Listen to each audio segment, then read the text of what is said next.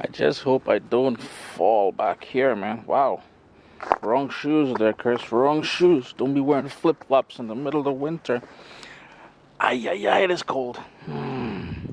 Just trying to get some of this fresh thyme. And this is what happens if you guys, a lot of you have been asking what happens in the winter with the garden. This is what happens. Still got that kitchen stuff to clean up there. But I think there's a little bit of thyme left. Yep, we got some fresh thyme here. Let's pick some of that. That's gonna go inside with me. Yeah, boy. I'm going back inside there. Too cold, too cold. Yeesh. Look at my foot. Covered in. So what's up, soldiers? Chris here. caribbeanpot.com. Always a pleasure having you all here in the kitchen with me. Yes, back there, -4 degrees Celsius. -4 degrees Celsius. Today we're doing stewed chicken with spinach. A little coconut something inside there. You're gonna love this one, man. Stay tuned. In the bowl here I have the chicken which I'll be using, and that's about 3.5–4 pounds of chicken thighs with bones. I removed all the skin and as much as the fat that I possibly could. Salt. It's all about seasoning now. So we're gonna go in with that salt. We're gonna go in with some fresh ground black pepper.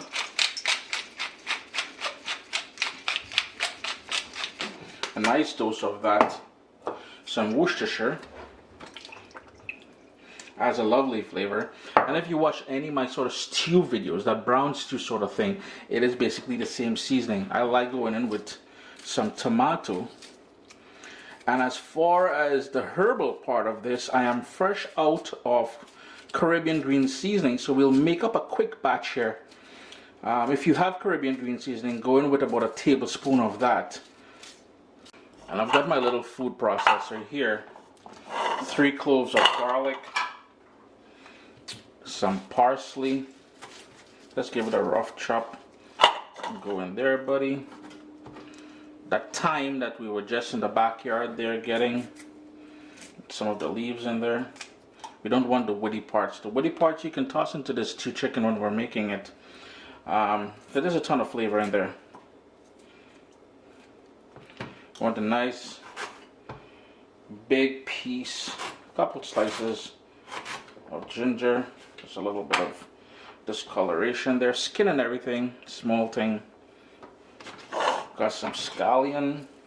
Some of you may call it green onion. Some of you may call it spring onion. Some of you may call it thyme. All of that is going in there. I will go in with about a tablespoon of olive oil as well in here, in case if you're wondering. Some onion, and all you want to do is blitz that until you got a nice chunky paste. So we've got the chicken all prepped up there. Just gonna get all of that green seasoning out. Notice how, and do remember to put that little bit of olive oil, as I said. It's gonna make a huge difference when it comes to helping the little food processor break things down. Then I got a couple of these seasoning peppers or pimento peppers left over from the garden, really tiny ones. If you can't find that, no worries. And all you would do at this point is to give everything a good mix and let that marinate for a couple hours.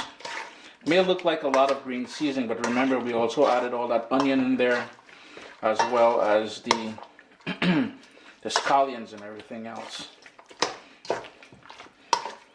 I tell you, it is smelling wonderful in here, boy. A nice heavy pot on a medium-high heat. I have 1 tablespoon of vegetable oil and about 1 heaping tablespoon of golden brown sugar. And this is how we're going to develop that wonderful stew flavor and the color, that sort of lovely amber color. And after about a minute or so, you'll see the sugar starts to melt. So you want to just move that around a bit. There's going to be hot spots on your stove. I don't know if you guys are already familiar with your hot spots, but keep an eye on those areas. I'm going to melt that. It's going to froth, and then it's going to go amber in color. Once it passes being frothy and going amber. If it goes black, stop, put a pan, let it cool down and wash it. Let it cool down first though, because at that point it will cause the chicken to go bitter, and we don't want bitter chicken. We want nice, lovely, flavorful stew chicken. So you're looking for an amber color. Just gonna move that around just a little bit more. And you can see it's going nice and dark there, That means there's hot spots on my burner here in my stove, in my pot. Just gonna move that around a little bit more. And this is where now we're gonna start adding the seasoned chicken to the pot. If you're new to this, use a spoon with a long handle, as it can jump back on you.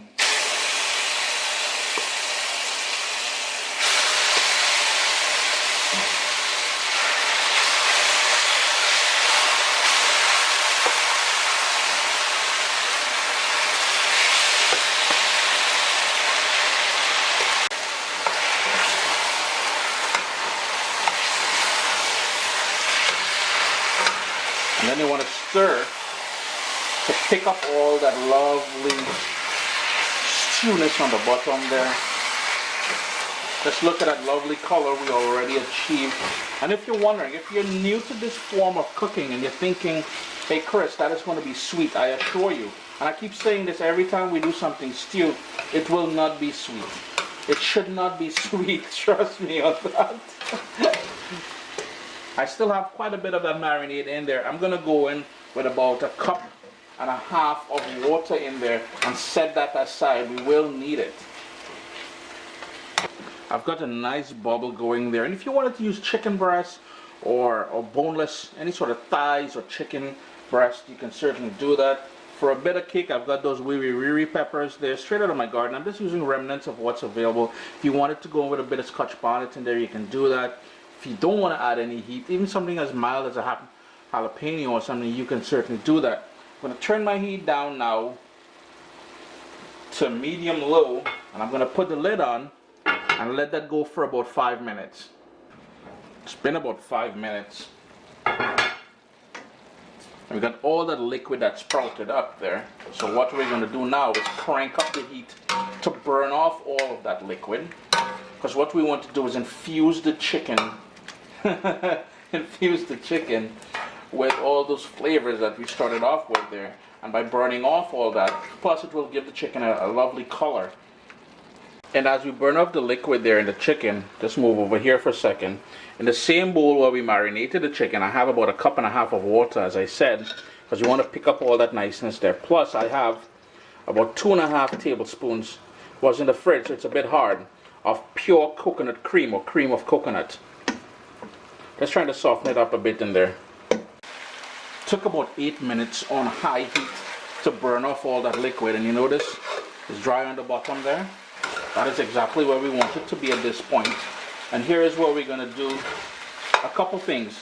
The chicken is not fully cooked yet, so to braise it, we're going to go in with that water as well as that coconut milk. That will soften up and it will melt away.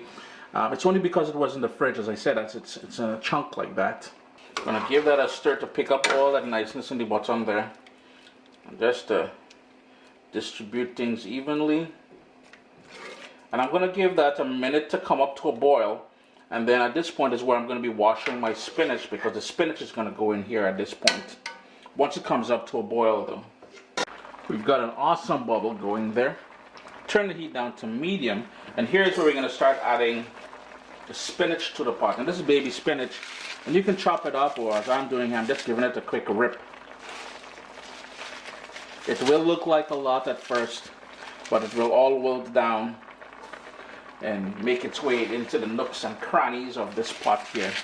All between that chicken, and you know, we have all that nice green seasoning that was in there, the ginger and the herbs and everything else. Boy, this thing here, and that coconut, that thing adding in just a different layer of flavor altogether. And all I'm doing is tucking it in between the pieces of chicken, and as it wilts, it will fit.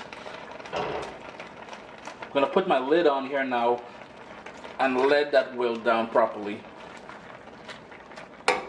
It's been going for about 7 minutes now since I added the spinach. Got a rigorous boil, nice little bubble going there. And this is fully cooked. The chicken is fully cooked. The spinach is broken down nicely there. All we got to do is thicken up the gravy now to the consistency that you want. So we're just going to leave the lid open. And we're going to cook that down for another 3 or 4 minutes just to thicken things up a bit.